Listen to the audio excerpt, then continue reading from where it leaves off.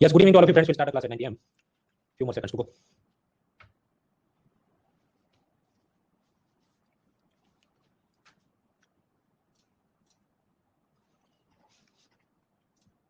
Ten more seconds.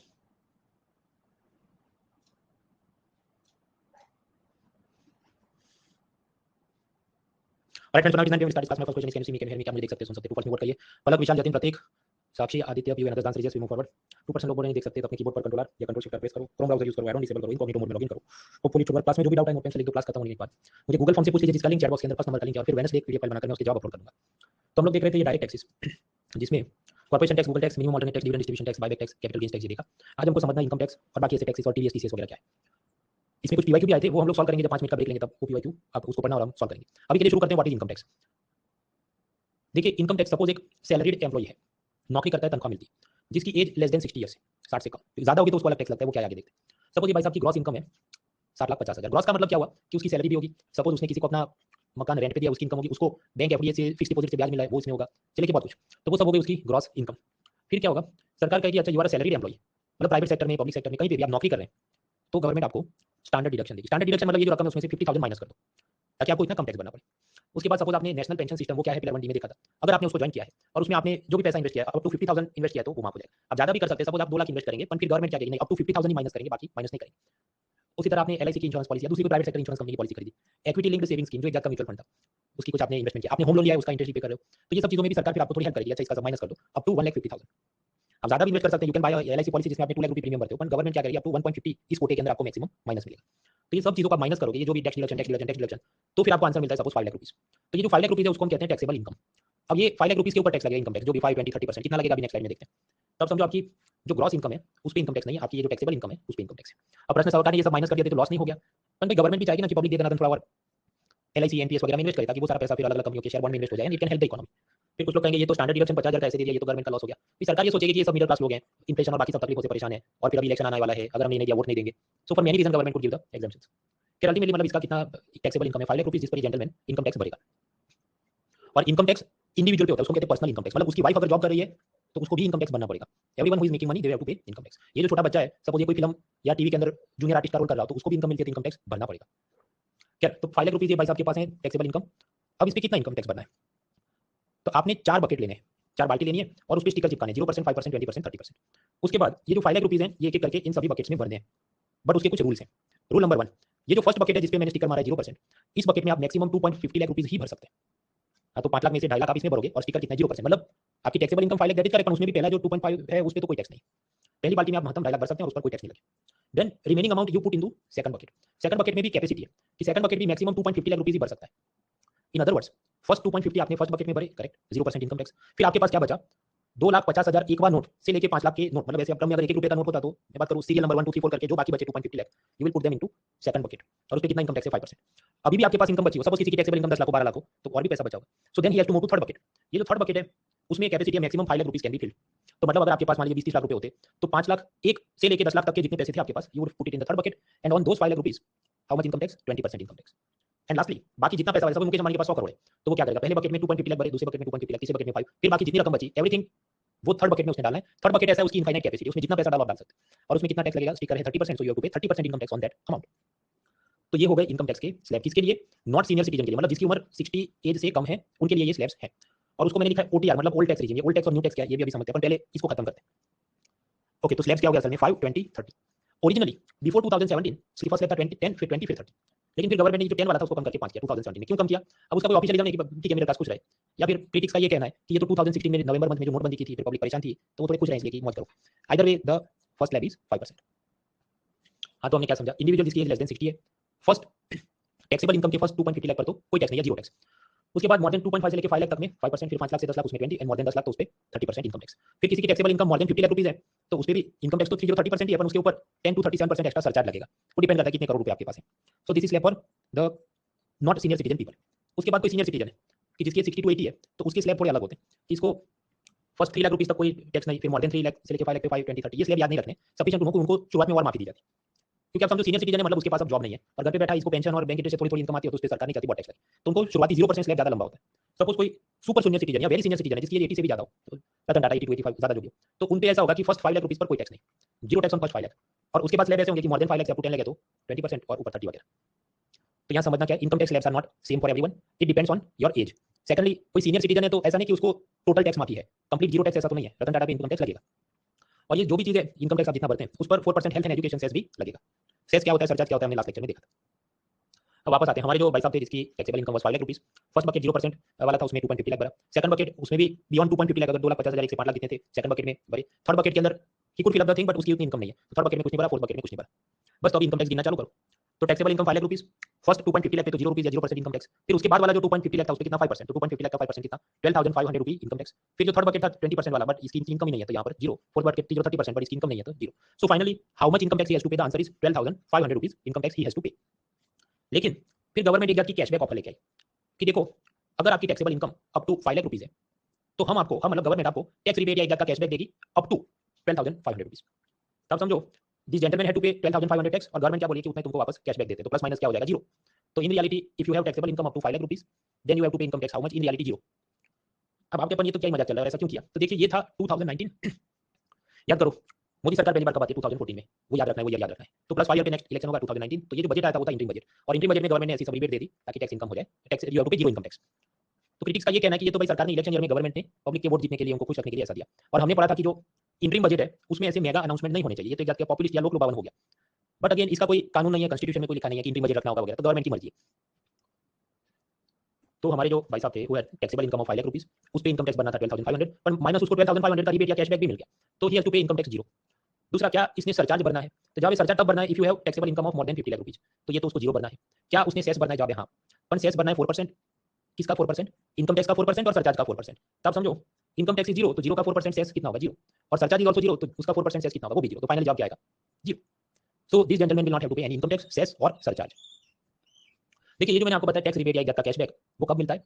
If your taxable income is up to 5 lakh rupees, तो मतलब मुकेश अंबानी को नहीं मिलेगा, he will not get the tax rebate because उसकी तो taxable income more than 5 lakh, 500 crore 5 अरब बहुत ज्यादा है, so he will not get it. अब आप समझो इसको इनकम टैक्स कितना बना था, ये जेंटलमैन 5 लाख रुपए टैक्सेबल इनकम थी तो 12,500 इनकम टैक्स बना था, तो गवर्नमेंट ने उसको रिबेट या कैशबैक कितना दिया 12,500, तो जवाब क्या है 0। Now observe the slide, suppose एक और आदमी है जिसकी टैक्सेबल इनकम थोड़ी कम थी तो उसको इनकम टैक्स भरना है 10,000, सो ही has to pay income tax 10,000, तो गवर्नमेंट उसको रिबेट कितना देगी? तो देखिए ये जो रिबेट है इट इज अप टू 12,500, तो वो गेम कैसा खेलते हैं, अच्छा तुम्हारा 10,000 इनकम है तो हम तुमको रिबेट देंगे 10,000, तो मतलब यहाँ पर भी जवाब आ गया 0। आप समझो यहाँ ऐसा नहीं है कि गवर्नमेंट उसको 12,500 रिबेट देगी यानी उसको असल में 2,500 रुपये वापस मिलेंगे, ऐसा नहीं है भाई। It is just like Paytm कि आपको गोली पिलाई जाती है, आपको कैशबैक मिल रहा है but otherwise you are not getting anything, वो कहने की बात है सिमिलर। तो आप समझो जवाब 0 आएगा, माइनस में नहीं जाएगा कि इसको वापस में रिटर्न पैसा गवर्नमेंट 2,500 दे देगी, ऐसा कुछ नहीं है। तो वापस आते हैं, कुल मिलाकर ग्रॉस इनकम थी इसकी 7.5, उसमें से बहुत सारे उसको डिडक्शन मिल गए, standard deduction, LIC, NPS, taxable income हो गई 50,000, इनकम टैक्स बना था 12,500, उस पे भी रिबेट दे दिया 12,500, तो जवाब आ गया 0। If you have more income then you have to pay income tax, समझो Mukesh Ambani will have to pay income tax क्योंकि उसको ये सब रिबेट वगैरह नहीं मिलेंगे। अब वैसे तो आसान चीजें अपन फिर भी दिमाग में नहीं उतरे तो चिंता करने की जरूरत नहीं है, लेकिन कुछ बेसिक फंडामेंटल्स याद रखने हैं। For example senior citizen total exam नहीं है, उनको भी टैक्स तो भरना पड़ेगा like Ratan Tata. Every citizen will get 12,500 का rebate, the answer is no, Mukesh Ambani will not get 12,500 का रिबेट वगैरह वगैरह। बाकी कोई यूपीएससी प्रीलिम या मेंस में आपको एक्चुअली पूछने वाला है कि कैलकुलेट टैक्सेबल इनकम या income tax liability for this bracket, ऐसा कोई प्रश्न आने वाला है, तो असल में इससे बियॉन्ड और डीप में जाने की जरूरत नहीं है। अब यहाँ पर हमने क्या समझा कि बहुत सारे हमने डिडक्शन माइनस किए थे कि ग्रॉस इनकम था 750 लाख, फिर स्टैंडर्ड डिडक्शन, फिर एनपीएस, फिर एलआईसी, होम लोन वगैरह, and then your taxable income become 5 lakh. अब ये सब इतने सारे डिडक्शन होते हैं तो मुझे और आपको क्या इनकम टैक्स क्या चाहिए, एटीसी का आता है, ये एटीडबल डी, मतलब इनकम टैक्स के अलग अलग जो सेक्शंस हैं उस हिसाब से ये ऐसा है वैसा है, which deduction is applicable to me, मुझे उसका कौन सा फॉर्म भरना पड़ेगा, 500 जाके आपको कंप्लायंस होते हैं उसके। So as a result you have to take help of a chartered accountant because it is very complicated for a common person to understand कि मुझे कितने फायदे मिलने वाले हैं, तो you have to consult a chartered accountant. तो 2020 budget ने ये कहा कि मित्रों ये जितने भी डिडक्शन थे आप उसको क्लेम करने जाते हो और आपको ये सब तो इसको भूल जाओ, आपके लिए एक न्यू टैक्स रिजिम लाते हैं एनटीआर, जिसमें आपको इनकम टैक्स भरना है बट आपको थोड़ी calculation will be separate but it will be very easy for you और उसमें आपको मजा आ जाएगा। तो आप समझो अब इनकम टैक्स तो इनकम टैक्स ही है but it has two systems या कैलकुलेशन मेथड्स या रिजीम्स। एक है ओल्ड टैक्स रिजीम जो मैंने आपको समझा दी, up to 2.50 lakh rupees zero tax है, फिर 2.50 टू 5% 2030 वो हमने समझा, तो उसको याद रखना है, that is old tax regime OTR जो हमने समझ लिया। अभी गवर्नमेंट 2020 से एक नई रिजीम लेके आई जिसमें 2023 में थोड़े और चेंज किए, तो हम लेटेस्ट ही पढ़ रहे हैं 2023 वाला, जिसका नाम है न्यू टैक्स रिजीम एनटीआर। उसके अंदर भी समझो स्लैब्स तो हैं पर स्लैब्स थोड़े अलग हैं, 5, 10, 15, 20, 30, और जो स्लैब्स हैं वो कितने कितने पे लगते हैं वो नंबर्स थोड़े अलग हैं। अभी आपको सारे रिमेंबर नहीं करने, वो वेडनेसडे टेस्ट से पहले मेमोराइज करना, लेकिन मैं आपको 40 सेकंड्स देता हूं, जरा एक बार थोड़ा दिमाग में याद जितना रहे उतनी कोशिश करो, इसके बाद की स्लाइड में हम समझेंगे कि नए में कम कैसे होता है ज्यादा कैसे होता है, पर पहले आपको स्लैब थोड़े बहुत याद रहने चाहिए। So I am giving you 40 seconds, try to memorize as much as you can, नहीं याद रहे तो चिंता नहीं, अपन 40 सेकंड स्पेंड करो, try to remember the slabs.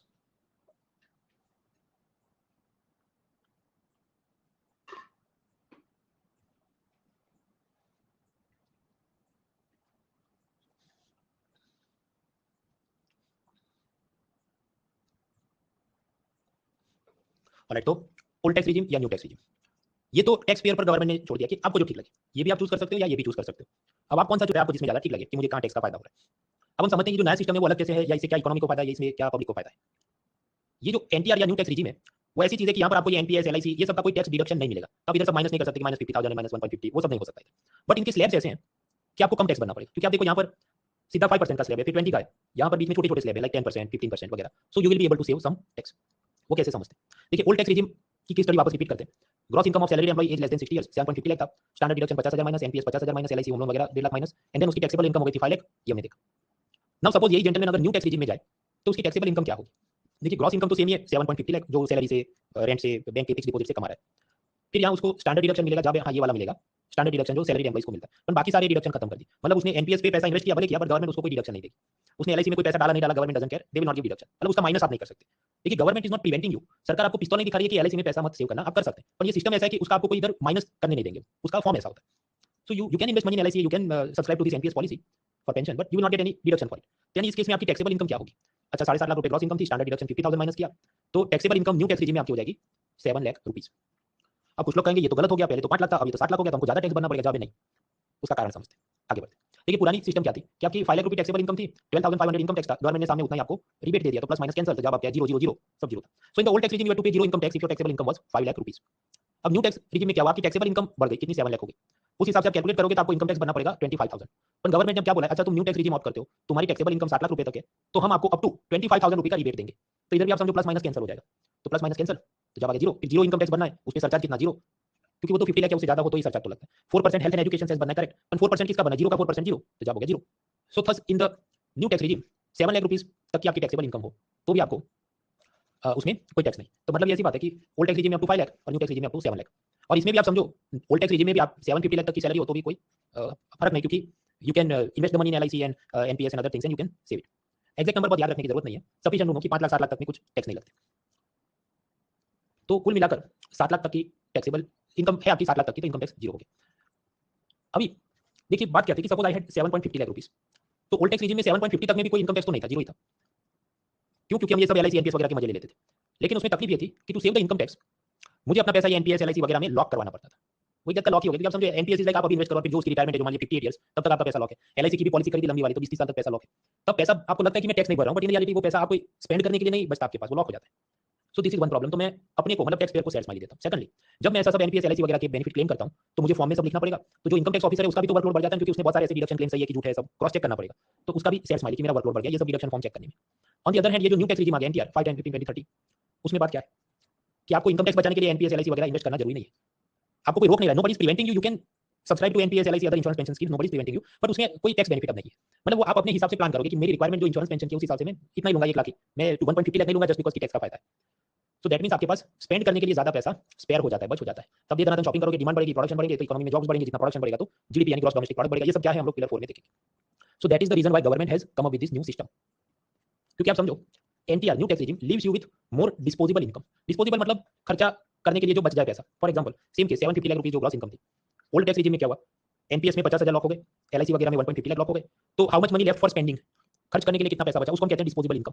कितनी बची, 5,50,000। न्यू टैक्स रिजिम में कैसा है कि कोई टैक्स के फायदे नहीं। सपोज जो आदमी है वो भी ऐसा केयरफ्री है कि मैं तो पेंशन में भी पैसा इन्वेस्ट नहीं करूंगा, इंच भी नहीं लूंगा, तो जितनी उसकी इनकम है 7.50 वो सारी की सारी बच जाएगी। क्योंकि हमने न्यू टैक्स रिजिम में कैलकुलेशन देखा ना, let me go back. New tax regime में क्या था, 7.50 लाख, उसमें स्टैंडर्ड डिडक्शन 50,000 मिल गया। अब स्टैंडर्ड डिडक्शन समझो वो तो गवर्नमेंट ने ऐसे ही माफ कर दिया, उसमें ऐसा कोई कंडीशन नहीं है कि you have to put money in some LIC और एनीवेयर, नो। फिर एनपीएस वो सब के अंदर कुछ रखना नहीं है, फिर भी आपको कोई टैक्स भरना नहीं है। So like this the new tax regime it leaves you with more disposable income, ज्यादा पैसा आपका बचता है। तो फिर वो सोचेगा अच्छा पहले तो मुझे आईफोन ही लेना था, पर अब मैं आईफोन प्रो ले लूंगा, या प्रो लेना था तो मैं प्रो मैक्स ले लूंगा वगैरह जो भी उसकी। तो उस हिसाब से आजकल आईफोन भी इंडिया में मैन्युफैक्चरिंग होता है, तो प्रोडक्शन बढ़ेगा, जॉब्स बढ़ेंगे, दैट इज द आइडिया। अब एक और चीज आप समझो कि 7 लाख के ऊपर अगर आपकी बहुत मोटी इनकम है तो फिर तो इनकम टैक्स लगेगा। सपोज आपकी इनकम है, ग्रॉस इनकम है 5,50,000 रुपीज, 5,50 करोड़, माफ कीजिए 5 crore 50 lakh. Suppose your income is 5 crore 50 lakh, तो फिर तो उस पे तो ओल्ड टैक्स रिजिम में कुछ 2 करोड़ 31 लाख 35,000 इतना सब टैक्स लगेगा, क्योंकि उस पे टैक्स भी लगेगा, सरचार्ज भी लगेगा, और टैक्स और सरचार्ज के ऊपर 4% सेस भी लगेगा।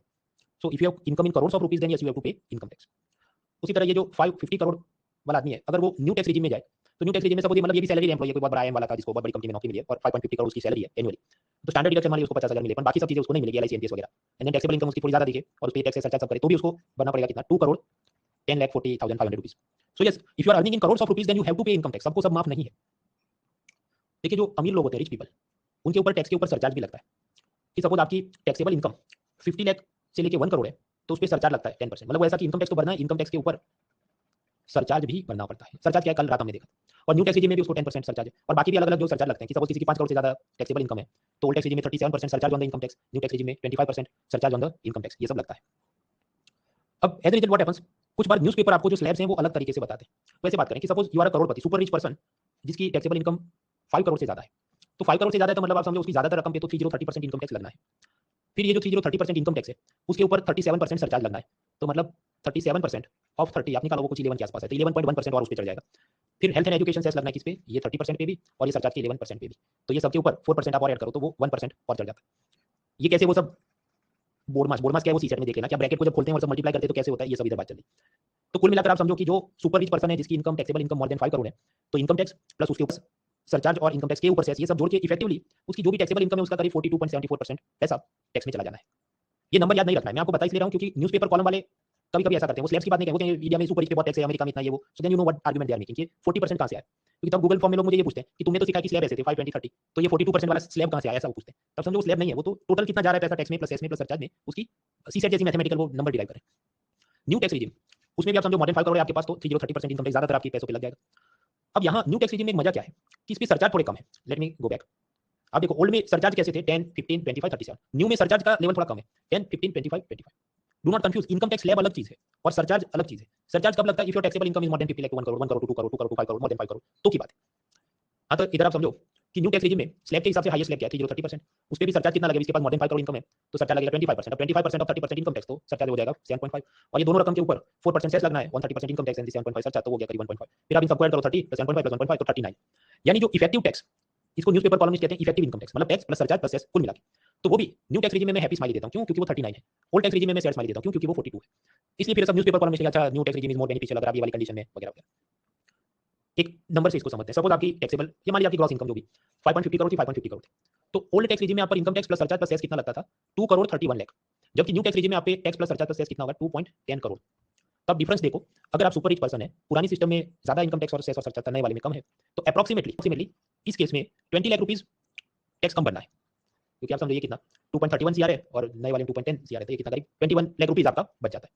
तो आपके मतलब टैक्स पेयर के पॉइंट ऑफ व्यू से मेरे लिए ये क्या है, this is tax saving for us, this is tax saving, जो भी 21 लाख रुपीज अपने सेव हो गए।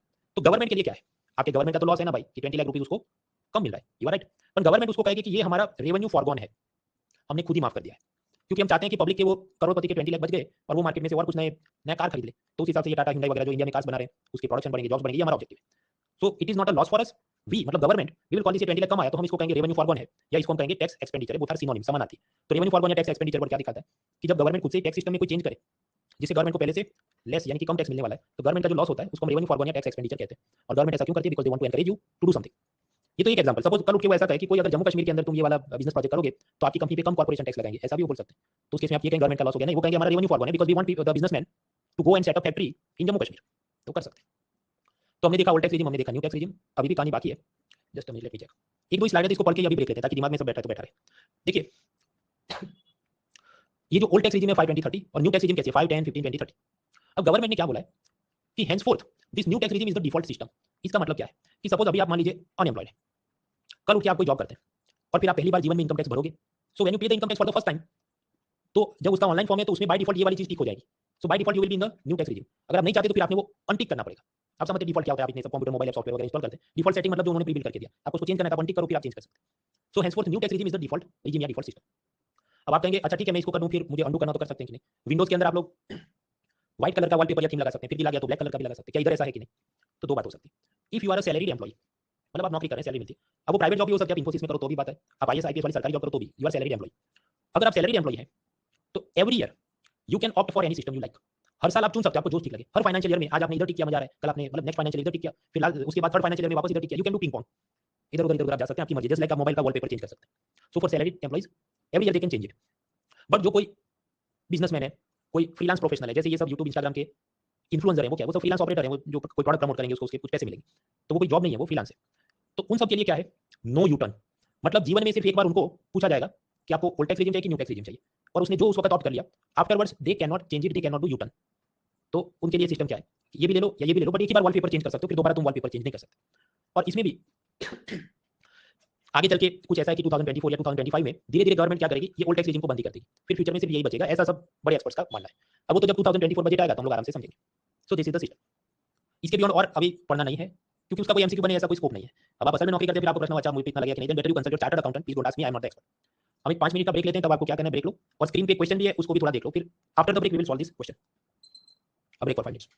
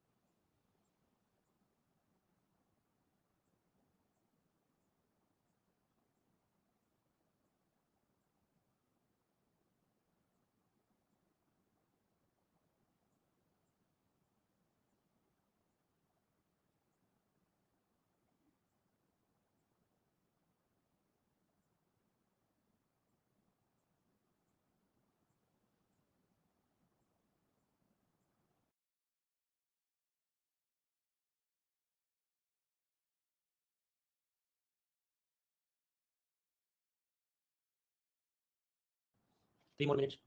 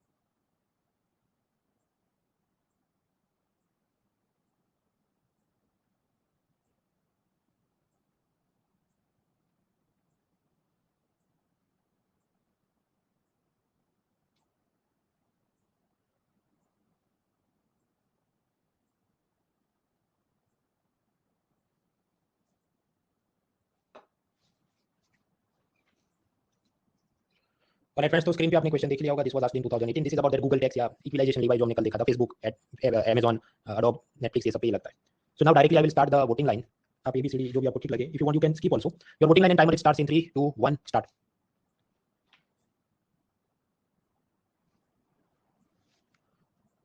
मधुकर, गौतम, सुमित, गरिमा, दीपांशु, धीरेन्द्र, ज्योति, मोनी, आप एबीसीडी टिक करो, चैट बॉक्स में जवाब मत लिखो।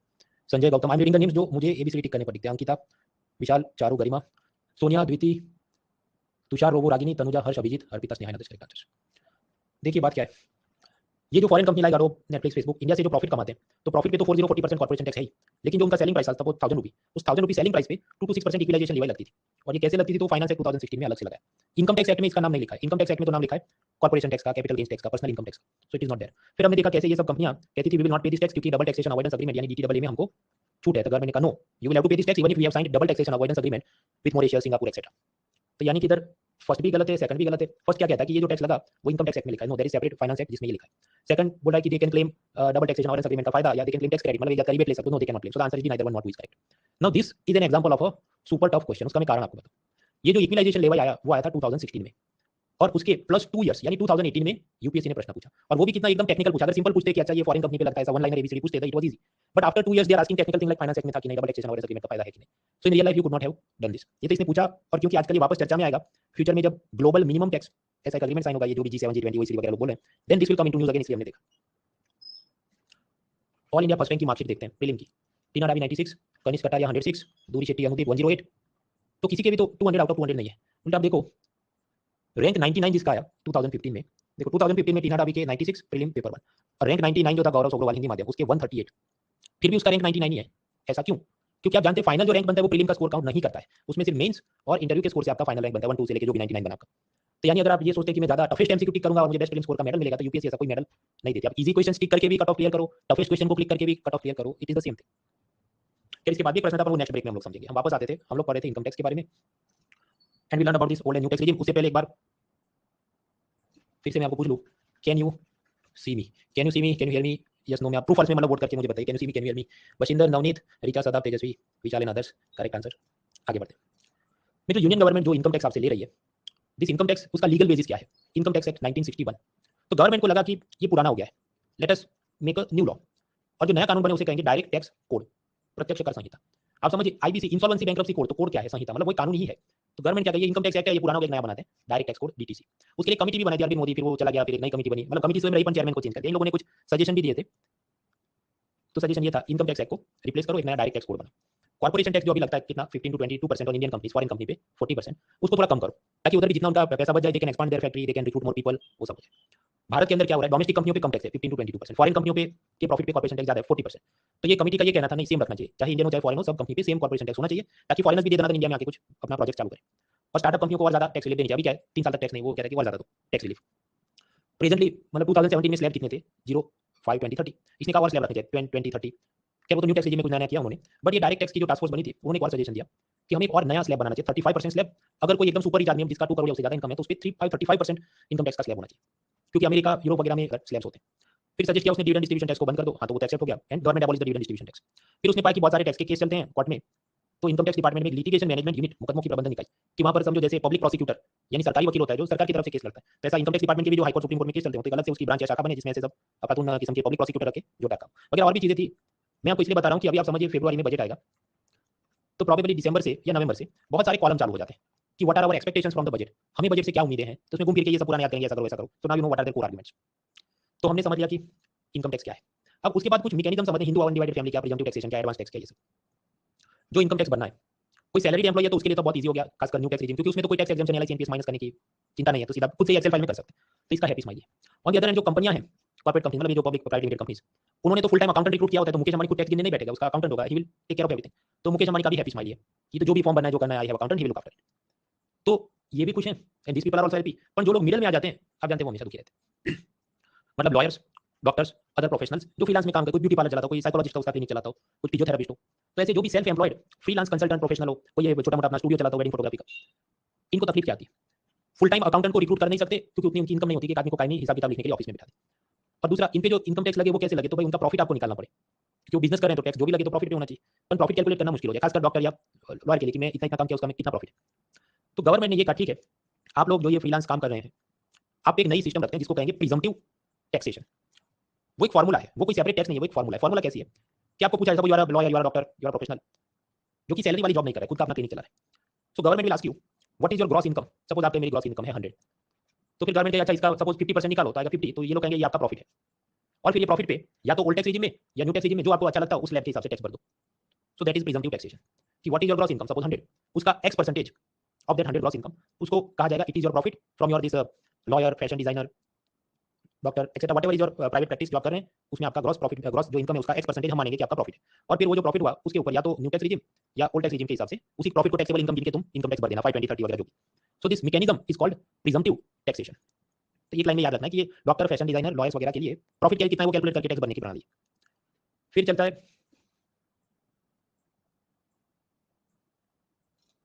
Advance tax. क्या है एडवांस टैक्स? क्या है, देखिए सपोज सारे जो टैक्स पेयर हैं, suppose it is a big lake, कि वो इस तालाब में रहते हैं और उसमें से पाइपलाइन जा रही है किसकी, टैक्स की, और ये सारा टैक्स जाएगा एक टंकी में जिसको हम कहते हैं कंसोलिडेटेड फंड ऑफ इंडिया। और फिर ये कंसोलिडेटेड फंड ऑफ इंडिया में से आप जानते हैं एप्रोप्रिएशन बिल जो पास हो जाता है, एक्ट बनेगा, और फिर ये दनादन पैसा स्पेंड कर सकती है गवर्नमेंट। स्टाफ को सैलरी देनी है, नया जीप कार खरीदना है, प्रधानमंत्री जन आरोग्य योजना या कोई भी स्कीम चलानी। अब आप कहेंगे कि ये जो भी एप्रोप्रिएशन एक्ट था जिसकी वैलिडिटी हो 1 अप्रैल से लेकर 31 मार्च ऑफ नेक्स्ट ईयर, तब यहाँ पैसा तो है ना, हम स्पेंड करेंगे, भाई बराबर है, पर ये जो लेक है, तालाब है, इसमें से इधर टंकी में पानी आना भी तो चाहिए ना for the whole year, only then this money और this tax amount can go further. तो आप सोचो कि जो बजट बना फरवरी में, उस हिसाब से मुकेश अंबानी ने कंपनी का कॉर्पोरेशन टैक्स भरना है, खुद का पर्सनल इनकम टैक्स भरना है, किस टाइम फ्रेम के लिए, 1 अप्रैल से लेके नेक्स्ट ईयर की 31 मार्च तक के लिए। अब सोचो अगर मुकेश अंबानी ऐसा सोचे कि मुझे जितने डायरेक्ट टैक्स भरने हैं, इनकम टैक्स, कंपनी का कॉर्पोरेशन टैक्स, मैं तो 31 मार्च रात 11:59 PM पे भर दूंगा, अभी कुछ नहीं भरूंगा, लास्ट मिनट पे ही मैं भरूंगा।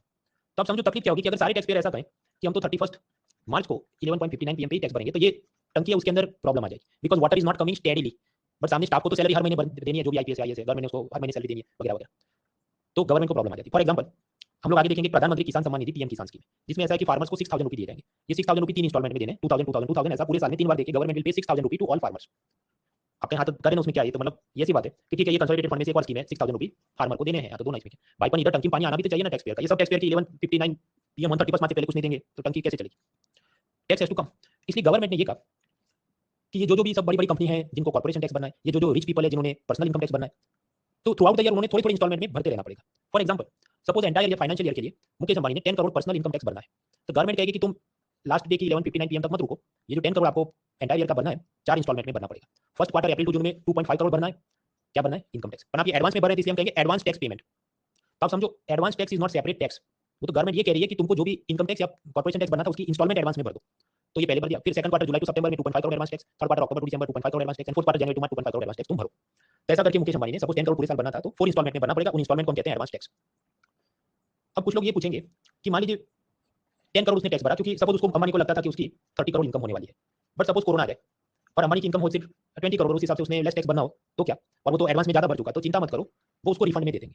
सपोज आपने 10 करोड़ इनकम टैक्स भरा, बट सपोज आपको दिसंबर में नौकरी से निकाल दिया, तो लास्ट इंस्टॉलमेंट फिर आपको भरना है कि नहीं भरना है? और पुराने में भी अगर आपका कम लायबिलिटी था तो आपको गवर्नमेंट वो पैसा रिफंड कर देगी। So there will be tax refund in such situation. तो ये सब करीब पेज 333 तक हम लोग पहुंचे। अभी एडवांस टैक्स मतलब क्या? It is not a separate tax, it simply requires कि जो रिच पीपल है, जो बड़ी बड़ी कंपनियां, उन्होंने अपना टैक्स 4 इंस्टॉलमेंट में भरना है। प्रिजम्पटिव टैक्सेशन मैंने आपको बताया, डॉक्टर, लॉयर, फैशन डिजाइनर ऐसे सेल्स हैं, उनका प्रॉफिट कैसे कैलकुलेट करेंगे और उस पे टैक्स स्लैब की कैलकुलेशन की मेथड है एचयूएफ।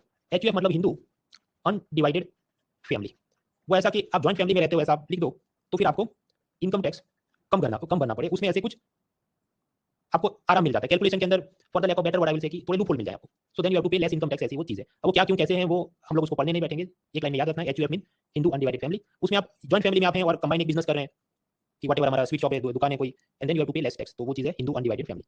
उस पे भी क्रिटिसिज्म में कंट्रोवर्सी चलती है, क्या चाहिए तो हिंदू वगैरह को मिलता है तो अदर रिलीजन को कितना मिलता है, और नहीं मिलता तो फिर अगर सेक्युलर कंट्री है तो यहाँ पर ऐसा एग्जेम्पशन क्यों है वगैरह। बट यार वो इतना कोई प्राइम मुद्दा नहीं है कि जैसे मान लो आर्टिकल 370 या यूनिफॉर्म सिविल कोड जैसी उसका हंगामा चलता हो, तो इसलिए हम उस पर और दिमाग नहीं खर्च करेंगे।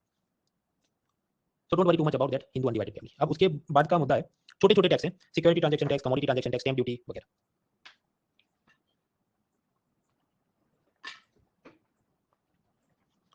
सपोज मैंने कोई कंपनी का शेयर या बॉन्ड 100 रुपये में खरीदा था, 20 रुपये प्रॉफिट, यानी कि 120 सेलिंग प्राइस पे मैं सेल कर रहा हूँ।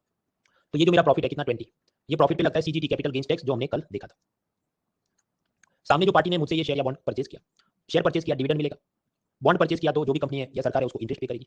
तो ये जो भी डिविडेंड या इंटरेस्ट है वो उसकी टैक्सेबल इनकम में कैलकुलेट होगा, and then he will have to pay income tax on that thing. तो मतलब समझो इधर से भी income tax department is squeezing the lemon, and on this side also it is squeezing the lemon, दोनों तरफ से निचोड़ रहा है। तो ये तो ठीक है, आप समझ गए कि ये तो लगते हैं टैक्स। अब तीसरी बात, ये जो मैंने cost price suppose 100 plus profit suppose 20, यानी 120 सेलिंग प्राइस पे इस शेयर या बॉन्ड को सेल किया इन द सेकेंडरी मार्केट, तो ये जो मेरा सेलिंग प्राइस है 120, उस पे भी एक टैक्स लगता है जिसको कहते हैं STT, securities transaction tax.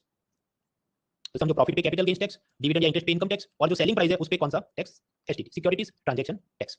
Securities मतलब बॉडीगार्ड वाला सिक्योरिटी नहीं, सिक्योरिटी मतलब प्रतिभूति। Security means any financial instrument जिसमें आपको कुछ इनकम मिलने वाली है, शेयर से, बॉन्ड से, government securities, everything is securities, right. तो सिक्योरिटीज ट्रांजैक्शन टैक्स एसटीटी, प्रतिभूति लेन देन कर, किस पे लगता है? शेयर, बॉन्ड्स, फिर एक्सचेंज ट्रेडेड फंड, वो क्या है? पिलर 1 से देख लो। डेरिवेटिव्स वो क्या होता है? वो भी पिलर 1 से देख लो। ओके, जो भी ऐसा ट्रेडिंग हो रहा है उन सब चीजों पे लगता है। कितना लगता है वो डिपेंड करता है, 0.01 से लेके 2%, वो डिपेंड करता है, शेयर पे अलग परसेंटेज, बॉन्ड पे अलग परसेंटेज वगैरह। इसको हम लोग फाइनेंशियल ट्रांजैक्शन टैक्स भी बोल सकते हैं। फाइनेंशियल मतलब शेयर मार्केट, बॉन्ड मार्केट वगैरह, ट्रांजैक्शन लेन देन हो रही है, सेलिंग प्राइस है, उस पे टैक्स लगता है, तो फाइनेंशियल ट्रांजैक्शन टैक्स है। So it is a type of financial transaction tax.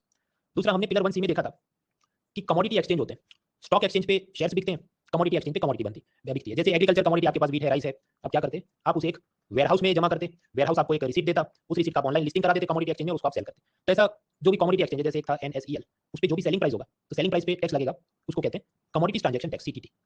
So securities transaction tax for share, bond etcetera, commodities transaction tax for ये जो ऑनलाइन कमोडिटी एक्सचेंज है, वहां पर जो रसीद के हिसाब से ट्रेडिंग होती है, उस पे कमोडिटीज ट्रांजैक्शन टैक्स। ये चीजें क्या है? पिलर 1 सी शेयर मार्केट देख के आओ, then it will make sense to.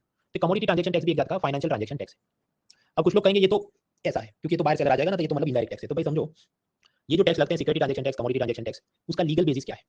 Contract regulation act, उसमें ऐसा लिखा है कि इन सब चीजों पे टैक्स लगेगा as per the provisions of income tax act 1961। यानी कि ये सब अल्टीमेटली लीगल बेसिस आता है इनकम टैक्स एक्ट पर। इनकम टैक्स कौन लेता है? Income tax department. उसका पेरेंट कौन है? Central board of direct taxes. तो नाम आया डायरेक्ट टैक्सेस, तो ये सबको भी डायरेक्ट टैक्स ही मान के चलना है। इसमें सब मैकेनिज्म में मत जाओ कि नहीं ये तो इंपैक्ट इधर होगा, इंसिडेंस इधर होगा वगैरह, no, just accept it. Alright, तो प्रॉफिट पे कैपिटल गेन्स टैक्स, डिविडेंड या इंटरेस्ट पे इनकम टैक्स भरा, जो भी सेलिंग प्राइस था उस पे सिक्योरिटी ट्रांजैक्शन टैक्स भरा। ये जितना अब तक हमने पढ़ा वो थे यूनियन के टैक्सेस। अब ये जो पूरा ट्रांजैक्शन हो रहा है, सेलिंग प्राइस होगा इसमें, उस पे स्टेट गवर्नमेंट भी एक टैक्स, उस टैक्स का नाम है स्टैंप ड्यूटी। तो समझो एक ही ट्रांजेक्शन पे ये 4 जात की चीजें हो सकती है depending on situation. So whenever I am selling this share या बॉन्ड, उसके सेलिंग प्राइस पे union government is demanding security transaction tax and the state government is demanding stamp duty. तो इस पे अब हम नेक्स्ट टॉपिक पे जाते हैं कि सपोज एक सेलर है, बायर है, शेयर या बॉन्ड का सेलिंग हो रहा है, तो जो भी सेलिंग प्राइस था उस पे सिक्योरिटी ट्रांजेक्शन टैक्स यूनियन का, और अगर कोई प्रॉफिट हो रहा था तो उस पे कैपिटल गेन्स टैक्स वो भी यूनियन का. साथ ही साथ ये जो भी सेलिंग प्राइस है उस पे स्टेट गवर्नमेंट कहेगी हमारा एक टैक्स है दैट इज स्टैंप ड्यूटी. हाँ, तो state government will demand stamp duty. Stamp duty कब लगती है? ये शेयर बॉन्ड सिक्योरिटी वगैरह के ऊपर जो भी इसकी सेलिंग प्राइस है. अगर आप कोई बिल्डिंग प्रॉपर्टी का सेलिंग कर रहे हो, उसको रेंट पे चला रहे हो और उसका रेंट एग्रीमेंट बना रहे हो तो सब पे स्टैंप ड्यूटी लगे. सब जैसे रेंट एग्रीमेंट है, सपोज आप कोई पार्टनरशिप फॉर्म शुरू कर रहे हो तो उसकी पार्टनरशिप डील के ऊपर भी इस लीगल एग्रीमेंट बना, उस पे स्टैंप ड्यूटी लग सकती है. अब यहाँ पर आप समझो stamp duty applicable on selling price. Profit कितना हुआ इसको परवाह नहीं, लॉस कितना हुआ इसको परवाह नहीं, इररिस्पेक्टिव ऑफ प्रॉफिट और लॉस. जो सेलिंग प्राइस है उस पे स्टैंप ड्यूटी लगती है. प्रॉफिट होगा तो कैपिटल गेन्स टैक्स, प्रॉफिट नहीं है तो कोई कैपिटल गेन्स टैक्स नहीं, पर सेलिंग प्राइस तो कुछ तो है ना, तो उस पे तो ये टैक्स है. प्रश्न कि तुमने पिलर 1 सी में सिखाया था कि आजकल तो ये सब पूरा डीमैट से काम होता है, online buying and selling of shares. तो एक एक स्टेट गवर्नमेंट कहां ढूंढती फिरेगी कौन क्या बाय सेल किया. You are right. इसलिए यूनियन गवर्नमेंट ने एक सिस्टम बनाई है कि ऐसा जो भी शेयर बॉन्ड का बाइंग सेलिंग है उस पे स्टैंप ड्यूटी लेने का, पर ये लेगा कौन? Union. So union will collect the stamp duty. आपका वो तो बराबर है, पर फिर तो मिलेगा किसको? ये तो स्टेट का अधिकार है. Constitution says that this is the authority of the state. Union क्यों ले रहा है? क्योंकि आप समझो डीमैट है तो सब ऑनलाइन नेशनल लेवल पे चल रहा है, तो यूनियन के लिए उसका SEBI, department of financial services वगैरह सब लोग, it is much better for them to monitor this thing. So union will collect this and then union will give this money to the state. अब आप कहेंगे हाँ तो किसको मिलेगा? बिहार को मिलेगा कि फिर यूपी को मिलेगा? भाई वो डिपेंड करता है डोमिसाइल ऑफ द बायर. खरीदार किस राज्य का है उसको union stamp duty online collect करेगा और उस स्टेट को दे देगा. सो सपोज बायर यूपी का है तो यूनियन गवर्नमेंट क्या करेगी? पूरा ट्रांजेक्शन है, खुद का सिक्योरिटी ट्रांजेक्शन टैक्स लिया, करेक्ट, प्रॉफिट का कैपिटल गेन्स टैक्स भी लिया, एडिशनल स्टैंप ड्यूटी भी गवर्नमेंट ऑफ इंडिया कलेक्ट कर लेगी. लेकिन फिर क्योंकि बायर यूपी का था तो गवर्नमेंट यूपी स्टेट को स्टैंप ड्यूटी ट्रांसफर कर देगी. इसलिए नहीं क्योंकि वहां पर बीजेपी की सरकार है, इसलिए क्योंकि जो बायर है वो वहां बैठा है. So government, union government will collect the stamp duty and distribute to the government, state government where the buyer has been domiciled. जहां पर खरीदार जिस राज्य का है उस राज्य को स्टैंप ड्यूटी मिलती है. अब कुछ लोग प्रश्न करेंगे ये जो स्टैंप ड्यूटी तुम बोल रहे हो डायरेक्ट टैक्स है या ये तो ऐसे जा रहा है इनडायरेक्ट टैक्स है? भाई वो डायरेक्ट टैक्स है या इनडायरेक्ट टैक्स है इसका कोई सीधा आंसर नहीं है. इसका situation is just like road tax जो स्टेट गवर्नमेंट लेती है. वो डायरेक्ट है कि इनडायरेक्ट उसको कोई पक्का बोल नहीं सकता, क्योंकि स्टेट गवर्नमेंट के बजट होते हैं, करेक्ट, वो अलग से अपना बजट अपने विधानसभा लेजिस्लेटिव असेंबली में रखते हैं. और स्टेट गवर्नमेंट की आप एनुअल फाइनेंशियल स्टेटमेंट देखो, बजट का मतलब 3 चीजें ना, टैक्स लेना, अप्रोप्रिएशन एक्ट और एनुअल फाइनेंशियल स्टेटमेंट है. तो स्टेट गवर्नमेंट स्टेट बजट में एनुअल फाइनेंशियल स्टेटमेंट रखता है. उसमें आपको डायरेक्ट टैक्स और इनडायरेक्ट टैक्स ऐसे दो पार्ट्स नहीं दिखेंगे. यूनियन वाले में तो सीधा दिख जाता है कि भाई ये central board of direct tax ने लिया और ये central board of indirect tax and custom ने लिया. तो यूनियन में it is much easy to say this tax direct tax और इनडायरेक्ट टैक्स. इधर ऐसा बोलना मुश्किल है. कोई किताब भी उठा के देख लो, सब लोग वेगली कोई पक्का लिखते नहीं. तो इस पे लिंक होने की जरूरत नहीं. बहुत ज्यादा आए प्रश्न तो टिक कर देना कि direct tax. Other there is no clear answer about this in the books. इसके बाद कुछ और भी मुद्दे, टॉबी, टीडीएस, टीसीएस वगैरह वो भी समझते हैं, but with operation let's take a break for 5 minutes. तब तक आप ये करो, एक और कैपिटल गेन्स टैक्स अब तक पढ़ा, let's take a break. Break में आप ये क्वेश्चन को ऑब्जर्व करिए, ब्रेक फॉर 5 मिनट्स, फिर after the break we will solve this.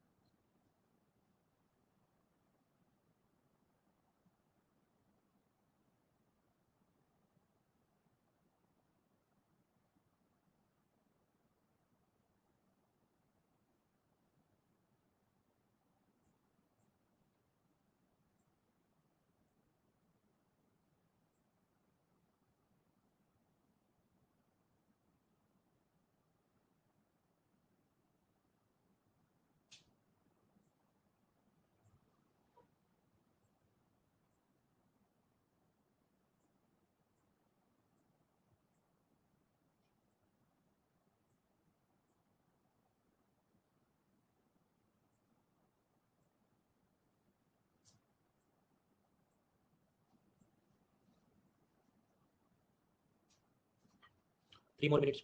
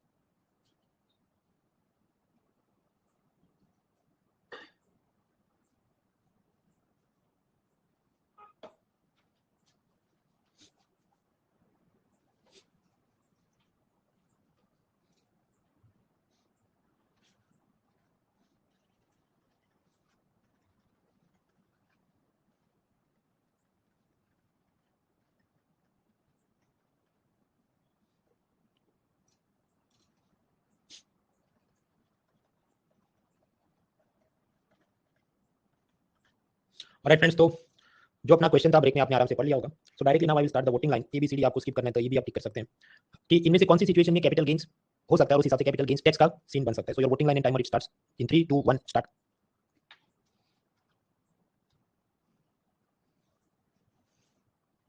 कीर्ति, चिराग, उमा, अंकित, सोनिया, श्वेता, नोमेश, नवनीत, प्रीति, तनिष्क, ऐश्वर्या, अभिप्सा, वाजिद, अंकित, प्रशांत, अनुभव, ज्योति, मयंक, गौरव, हर्ष, बीनू, राजवल, शुभम, तन्मय, ये सब लोग फिर रोगो, तुषार, रागिनी, श्रुति, हेमंत, नवनीत, अर्पिता, सौम्या, अभिजीत, दिव्य, नदेश करेक्ट आंसर्स।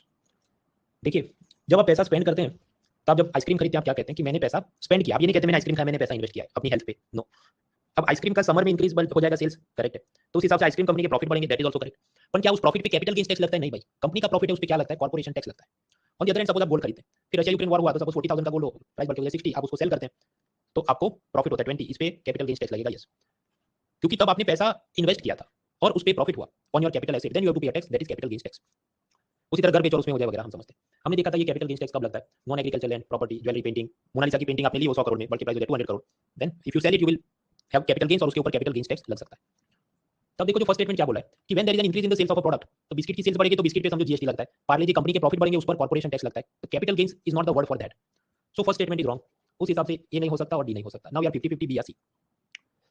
अभी देखिए थर्ड स्टेटमेंट क्या कहता है? When you purchase the painting suppose Mona Lisa and there is a growth in its value due to increase in popularity, 100 crore में लिया था 200 करोड़ हो गया, तो हाँ in this case capital gains may arise. May का मतलब क्या है? पक्का नहीं है, it is not confirm, but हो सकता है, इट इज पॉसिबल, हो सकता है। हाँ, तो third statement is right, so third is correct. So then B is the correct answer, क्योंकि उड़ गया तो जवाब बनता है बी ओनली 2 एंड 3। तो उस हिसाब से सेकंड इज आल्सो करेक्ट। क्या कोई प्रॉपर्टी खरीदते हैं और फिर उसकी वैल्यू में बढ़ोतरी होती है, when the value increases there may be capital gains. अब इसके अंदर एग्जाम खत्म हुए तो लोगों ने कुछ ने झंडे उठाए, कुछ ने तलवार उठाई कि ये तो गलत है। मतलब कि what if property value increase हुई but if it is not sold then there is no capital gains tax. मकान की कीमत बढ़े पर आप उसको बेचो नहीं तो फिर तो टैक्स लगेगा नहीं।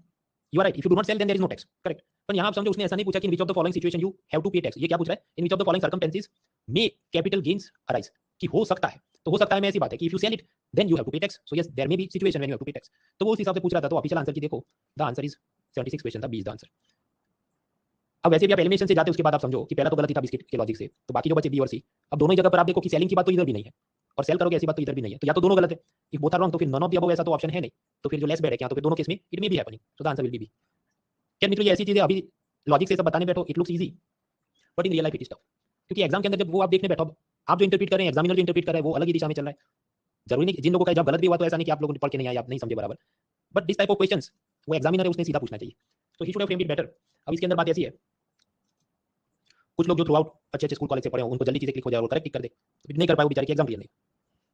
वी हैव बिकम टॉपर्स और हम लोग तो fully movie, cricket, video game सब कुछ एंजॉय करते थे। और फिर उसको देख के कुछ लोग कि हाँ टॉपर भैया बोल रहे हैं कि पढ़ाई के दौरान लाइफ को फुल एंजॉय किया था, तो मैं भी ऐसा करूंगा और उसका मैं देख के अपना झोपड़ा जला दूंगा। तब समझो ये जो ऐसा बोलते हैं मैंने फुल लाइफ एंजॉय की थी, तो वो खुल के नहीं बोल रहा है। Terms and condition double star करके उसने नीचे लिखना चाहिए। पहला कि मेरी फैमिली काफी खाते पीते करता हूं मैं, F1 family, CBSE ICSE board से हूं, इंग्लिश मीडियम से था, सीसेट मैथ्स रीजनिंग सब कुछ मेरे को स्कूल से आता है, क्लास 11 12 की साइंस की बुक्स भी मेरे को स्कूल से आती है। फॉर एग्जांपल अभी लेटेस्ट 2023 प्रीलिम में ऐसा पूछा कि marsupials are not found in India. अब इसका कुछ भी हिंदी करो तो भी वो दिमाग में उतरेगा कि मार्सुपियल चीज क्या है। वो तो आपने क्लास 12 की बायोलॉजी बुक देखी हो तो उसके अंदर दिया कि हाँ ये जो सब कांगारू है, कोआला बियर और ये सब तास्मेनियन टाइगर जो भी चीजें वो सबको बोलते हैं मार्सुपियल। तो फिर आप देखो कि they are not found in India, okay ST1 इस करे, माउंटेन ग्रासलैंड में जहां प्रेडेटर वो सब ऐसी चीजें उसको स्कूल से ही पता हो, then he will be able to do it. तो भाई ये भी तो कड़वी सच है ना कि you now have to study the class 12 level biology books, पूरी नहीं तो सिलेक्टिव स्टडी तो करनी पड़ेगी। तो मेरा ये कहना है कि इनके भरोसे देखिए आप अपना झोपड़ा जला दो तो दैट इज नॉट राइट, आपको अपना देखना चाहिए। सेकंड, ये लोग कि मैं तो फुल लाइफ एंजॉय करता था क्रिकेट मूवीज एंड एवरीथिंग, अब वो खुल के ये भी नहीं बोला कि मेरा भाई या बहन पहले ही सिलेक्ट हो गया IAS IPS में फर्स्ट अटेम्प्ट में और उसने मुझे अपने पर्सनल नोट्स और सारी टिप्स और सारा कोचिंग का ज्ञान और पर्सनल उनकी गलतियों से जो सीखना था सब कुछ मुझे मिल गया। अपन कई लोग जो सिलेक्ट होते हैं उनके भाई बहन, आप इतिहास देखो तो पता चले वो लोग ऑलरेडी है। तीसरा कि मैं तो बहुत पढ़ाई करता था लेकिन ये तो सोशल मीडिया में मुझे लाइक चाहिए इसलिए बोला कि मैं तो एकदम कूल ड्यूड था, मैं तो पढ़ता नहीं था। तो उनके भरोसे मत रहो भाई। ये बात ऐसी है, अभी याद ही कोई मैसेज किया था कि तो मैच है तो आप कैंसिल करो या क्लास को रीशेड्यूल करो, पर क्यों रीशेड्यूल करना है?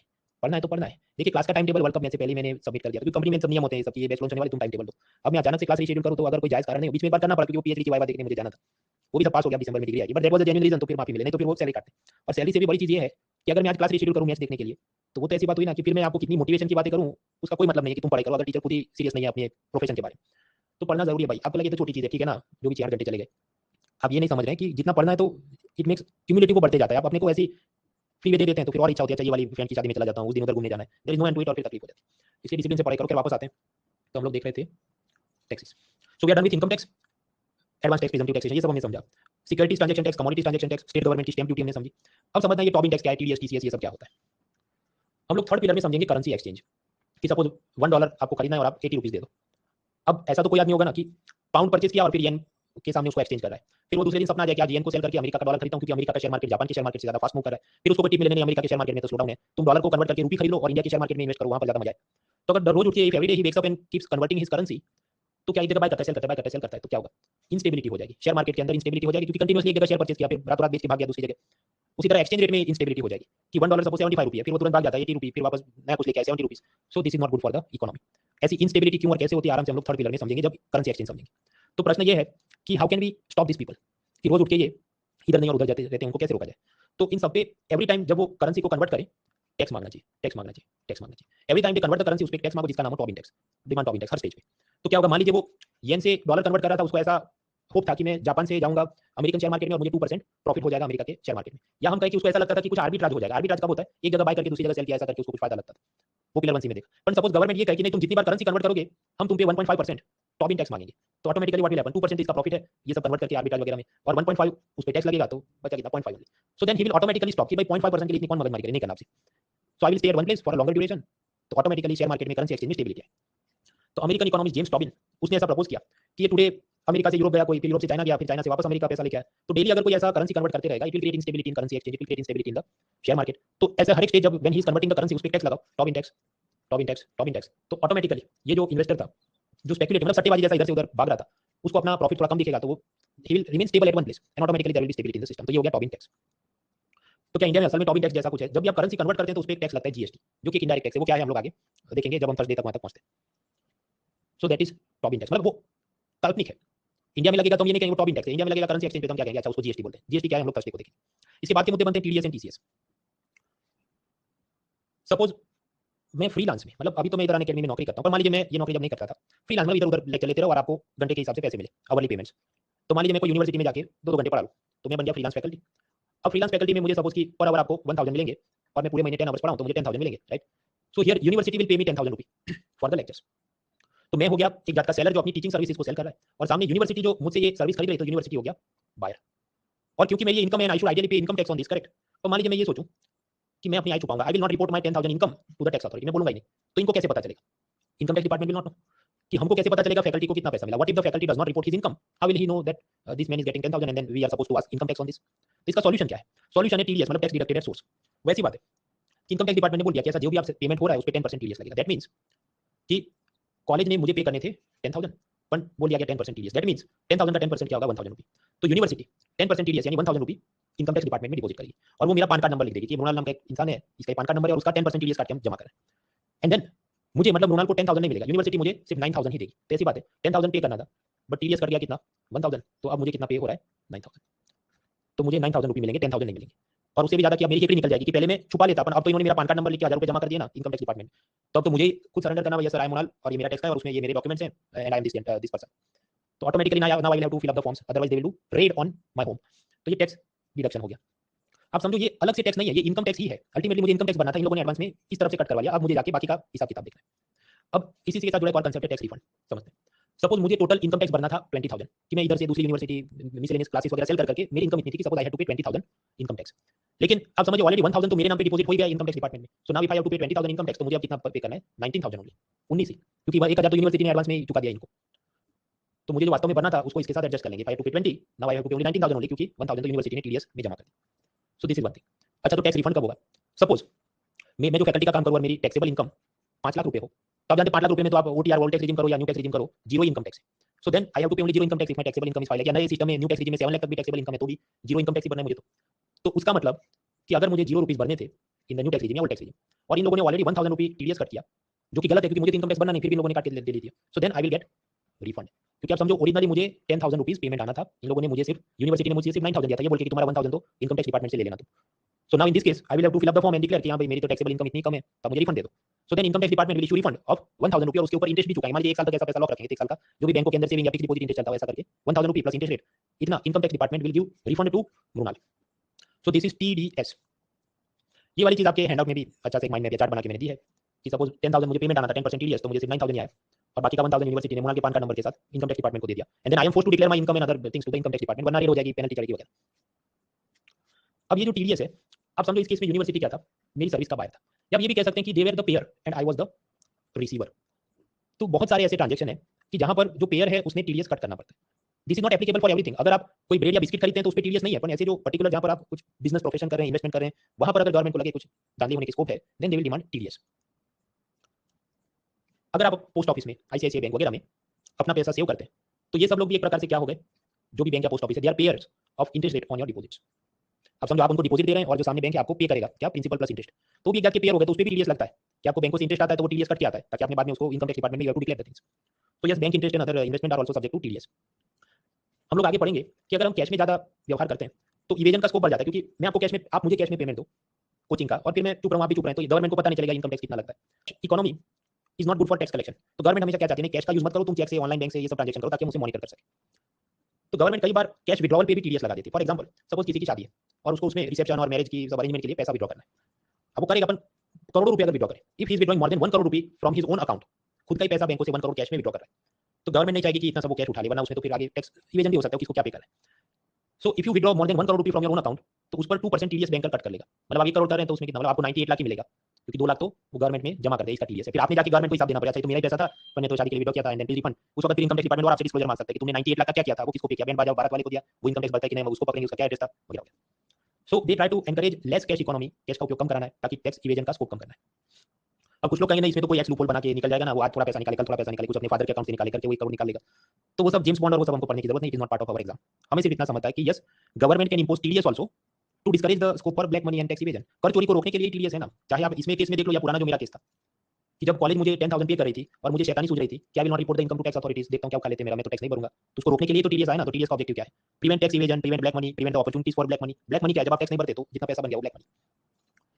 तो अलग अलग केस में बायर या pair, he will cut the TDS, but it is not necessary that every transaction में टीडीएस लगता है। आप समझो अगर आप आइसक्रीम खरीदोगे, मान लीजिए जो भी, मतलब 100 रुपए का पार्टी पैक लिया, तो 100 रुपए पे करने, उसके अंदर जीएसटी वगैरह लगता होगा, दैट इज करेक्ट। पर उसमें ऐसा नहीं आपने 90 रुपए पे करने और दुकानदार को कहना तो पान कार्ड नंबर दे, मैं जाके बताता हूं इनकम। नो, एवरी टैक्स, मतलब every transaction is not subjected to TDS. हर लेनदेन पे टीडीएस नहीं लगता, कुछ कुछ पे लगता है। किस पे लगता है, जब आपको सैलरी आ रही है, पेमेंट आ रहा है, बैंकों से ब्याज आ रहा है, ऐसी सब चीजों में वो लगता है। तो हमने समझा टीडीएस क्या है। अब आखिरी मुद्दा बचता है कि टीसीएस क्या है। टीसीएस टाटा कंसल्टेंसी सर्विसेज, वो कंपनी, हाँ वो बराबर है, इधर टीसीएस अलग चीज है। TDS is understood, now we have to understand TCS.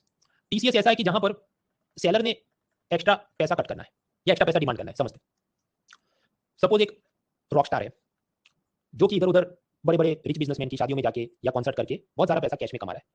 वैसे आप जानते हैं आजकल सब ऑनलाइन हो गया, कि सपोज बुक माई शो है, उसमें आप कॉन्सर्ट का सब टिकट बाय करते हैं, तो उसमें तो पता चल जाएगा, क्योंकि ऑनलाइन ट्रांजेक्शन होते हैं, इनकम टैक्स डिपार्टमेंट भी फाइन। पर यही म्यूजिशियन मान लीजिए कोई बड़े बिजनेसमैन की शादी में गया, कैश में पैसा लेके कर रहा है नाच गाना, तो कैसे पता चले कि टीडीएस है कि नहीं, क्योंकि वो तो चुप रहेंगे ना सब लोग, उनके पास कैश है, they will try to hide it.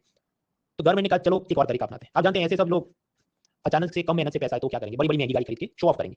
तो then he will go on to buy suppose 25 lakh rupees की कार, और कार के ऊपर हम लोग समझेंगे कि इंडायरेक्ट टैक्स लगता है जीएसटी। तब समझो बायर है, उसने प्राइस तो पे करना है 25 लाख, करेक्ट, उसके ऊपर 28% जीएसटी भी पे करना है, करेक्ट, और वो सब जीएसटी जाएगा गवर्नमेंट को, वो भी बराबर है, वो ऐसे जा रहा है। जीएसटी इज इंडायरेक्ट टैक्स, वो क्या है हम आगे देख चुके। सो दिस इज गिवन, ये तो चलना ही है। बट इनकम टैक्स डिपार्टमेंट को क्या अब सोच है कि ये 25 लाख कमाया किधर से, how and where did he under 25 lakh rupees, is he paying income tax or not, or is he just taking money from some builder and politician and doing things. तो खरीदने के लिए तुम्हारे पास 25 लाख आया किधर से, हमको तो वो जानना है। Where did he get the money for this luxury car, उसका सोर्स ऑफ इनकम क्या है, वो इनकम टैक्स भरता है कि नहीं, हम ट्रेस करना चाहते हैं। इसलिए इनकम टैक्स डिपार्टमेंट ने एक नया रूल बनवाया, जिसको कहते हैं कि सेलर ने ऐसी जब भी पॉश कार सेल करता है तो टैक्स कलेक्टेड एट सोर्स यानी टीसीएस करना होगा। ये ऐसी बात है कि सपोज ये जो बायर है वो शोरूम के मालिक को he is paying 25 lakh rupees, और उसके ऊपर जीएसटी भी भरा 28%, वो तो हमने समझ लिया। अब इनकम टैक्स डिपार्टमेंट कहता है एक और चीज भरो, 1% TCS extra over the car price. मतलब 25 लाख तो भरना ही है कार का, उसके ऊपर एडिशनल 1%, मतलब 25 लाख के एडिशनल 1% जो भी हो, सपोज 25,000, तो वो एक्स्ट्रा। तो समझो ये जो बायर है उसने 25 लाख पे करना है, करेक्ट, प्लस 25,000 टीसीएस एक्स्ट्रा पे करना।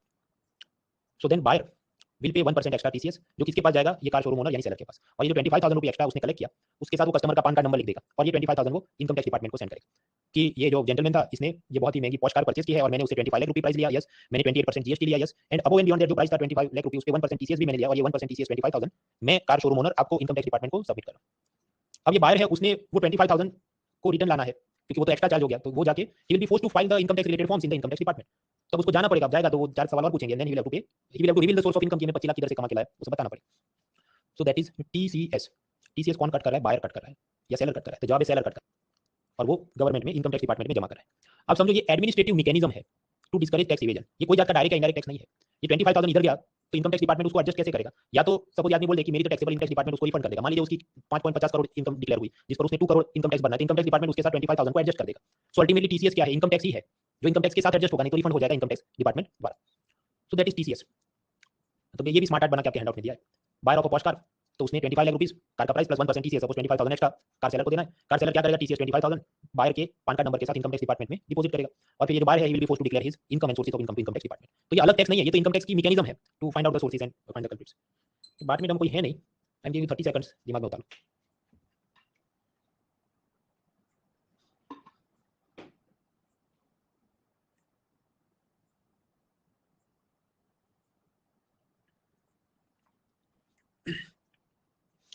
मैं इधर लिखता हूं बायर। अभी मैं एक पुरानी स्लाइड पे आपको वापस ले जाता हूं, टीडीएस वाली स्लाइड पे। अब मैं इधर लिखता हूं बायर और मैं खुद को बोलता हूं सेलर, जो कि एजुकेशन या फैकल्टी सर्विस सेल कर रहा था, और ये था TDS. Again I am giving you 30 seconds ताकि आप खिचड़ी नहीं बनाओ, इसको वापस से दिमाग में उतारो।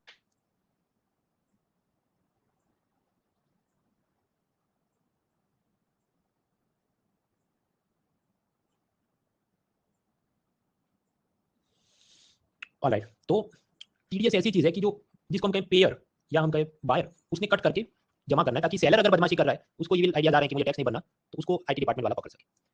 जबकि टीसीएस कैसी चीज है कि जो बायर है, जैसे ये कोई रॉकस्टार है जिसको महंगी वाली गाड़ियां खरीदनी है, उसको ईविल आइडिया कि मैं तो अपनी इनकम पे इनकम टैक्स नहीं भरूंगा, मैं तो हाइड करूंगा, तो उसको ट्रैप करने के लिए सेलर को बोला जाता है कि तुम टीसीएस एक्स्ट्रा कलेक्ट करो, तो ये सेलर उसको देता है। And ultimately these are administrative mechanisms. TDS और टीसीएस कोई अलग जात के टैक्स नहीं है, ये तो इनकम टैक्स के साथ सब एडजस्ट हो जाना है, ये तो प्रशासनिक प्रक्रिया है। बैंक डिपॉजिट भी, उस पर भी जो इंटरेस्ट आप कमाते हैं उसके ऊपर टीडीएस लगता है। कुछ कहते हैं उसको टीडीएस क्यों बोलते हैं, उसको टीसीएस क्यों नहीं बोलते। यूनिवर्सिटी वाला जो मेरा केस था, जब मुझे 10,000 मिल रहे थे, तो यूनिवर्सिटी क्या थी, university was pair for faculties salary, तो टीडीएस लगता था क्योंकि पेमेंट दिया जा रहा था यूनिवर्सिटी द्वारा। उसी तरह बैंकर है, वो आपको बैंक डिपॉजिट पे इंटरेस्ट पे कर रहा है, तो बैंकर हो गया पेयर, तो उस केस में भी टीडीएस लग सकता है। वो ऐसी बात है कि सपोज एसबीआई मुझे डिपॉजिट पे सपोज 1 लाख मैंने डिपॉजिट किया और उस पे 6,000 रुपए पे कर रहा है इंटरेस्ट, तो ऐसा करेगा 600 रुपए टीडीएस कट करके गवर्नमेंट में जमा करेगा, फिर मैंने जाके गवर्नमेंट का मेरा डिपॉजिट था और मैं हूं और मुझे आप ये सब रिफंड करो। So yes, banker will also cut TDS on your interest. आपको ऐसा सोचना है कि बैंकर एक पेयर है जो आपको डिपॉजिट इंटरेस्ट पे कर रहा है और वो आपका टीडीएस कट रहा है, या फिर कि आप सेलर थे जिसने आपने उस बैंक को अपना डिपॉजिट सेल किया था, इसलिए आपका टीडीएस सामने वाली पार्टी ने कटा। फिर वो किस पे लगता है नहीं लगता है, वो हैंडआउट में सब दिया है, सुकून से देखना, उसमें जितनी लिस्ट दी है उतनी समझना है, उससे बियॉन्ड जाके बहुत इधर ये क्यों वो क्यों, वो सब चार्टर्ड अकाउंटेंट एग्जाम की चीजें अपने लिए काम करें। बस तो खेल खत्म। आगे इस रविवार लेक्चर नहीं है, आपके लेक्चर क्यों नहीं है? देखिए अपना जो फर्स्ट हैंडआउट था 36 पेजेस वो कंप्लीट हो गया, जो उसमें पढ़ना था डायरेक्ट टैक्सेस वगैरह। वेडनेसडे को इसकी टेस्ट होगी, इसके बाद जो हमको समझना है वो इनडायरेक्ट टैक्स और जीएसटी, जिसके लिए मुझे 2 फुल लेक्चर चाहिए। अगर आज से भी हम करके संडे को वो जमेगा नहीं, और फिर मैं मंडे को एक्स्ट्रा क्लास करूं तो आपको बहुत ज्यादा और 50 पेज ऐड हो जाएंगे, तो वेडनेसडे की टेस्ट में आपको मजा नहीं आएगा रिवीजन करने के लिए, there will not be enough time. दूसरा, अपनी एग्जाम जितना देर बाद है तो वी हैव इनफ टाइम, धीरे-धीरे इसको समझ लें। सो हैंडआउट 2 और जो भी पढ़ना है तो संडे हम लोग नहीं पढ़ रहे हैं, हम सीधा मिलेंगे थर्सडे। मतलब तो आगे का कार्यक्रम क्या है, no lecture on Sunday, directly on Wednesday रात 9 बजे टेस्ट होगी। क्या ये बजट इंट्रोडक्शन से लेकर डायरेक्ट टैक्सेस में जो समझा उसकी टेस्ट होगी, और वेडनेसडे कोई आपके जो एफएक्यू आपने मुझे गूगल फॉर्म से पूछे उसकी मैं आपको पीडीएफ फाइल बना के अपलोड करूंगा, और थर्सडे शाम 7 बजे नेक्स्ट हैंडआउट अपलोड करूंगा। नेक्स्ट हैंडआउट क्या होगा, let me go back. Next handout is about indirect taxes and GST. वो समझो वो 2 लेक्चर का काम है, क्योंकि खास तो जीएसटी थोड़ा टॉपिक है। एमसीक्यू तो आप समझो ये क्या होता है, चाहे लंबा टॉपिक हो कि छोटा टॉपिक हो, वक्त तो एक एमसीक्यू की है, but it requires effort for that one MCQ, so will put it.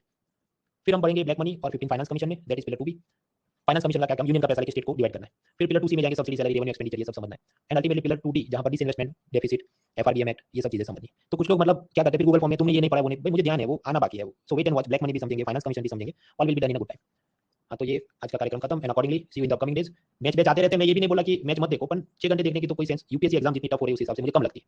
You should use the time कि 10 मिनट हाईलाइट देख ले। देखिए इतने सारे मूवीज आते हैं, मुझे कई बार लोग ये पूछते तुम इतने सारे मीम बनाते हो तो तुमको तो बहुत मूवी तुम पूरा दिन बैठ के देखते हो या वेब सीरीज देखते हो।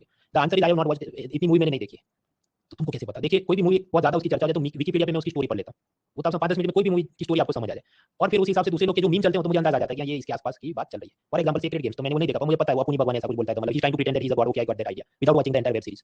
तो जेन जी से कनेक्ट करने के लिए वो तो आपको टॉपिक आसानी से समझ आए, इसलिए मैं यूज करता हूँ मीम, इसलिए नहीं कि मैं एडिक्टेड हूँ फिल्मों से या मूवी से।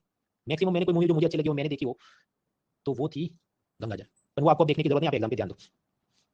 सो that is my advice to all of you, पढ़ाई करिए, आपको लाइफ भी एंजॉय करनी चाहिए, पर आपको ध्यान ये रखना है कि exam is getting tough then before. आप ये जो क्लास 12 की बायोलॉजी बुक है तो ये भी पढ़ना है, एक इंडिया बुक सरकारी आएगी, हालांकि वो आपको पढ़ने की जरूरत नहीं, वो अनअकैडमी की तरफ से हम उसका सब मटेरियल बना देंगे, but yes you have to put effort, तो वो लगाने हैं तब लगाइए। So that is my advice to all of you. हाँ, थोड़ा रिलैक्स भी करना चाहिए, पर पढ़ाई पे ज्यादा ध्यान दो। Best wishes to all of you, see you next time.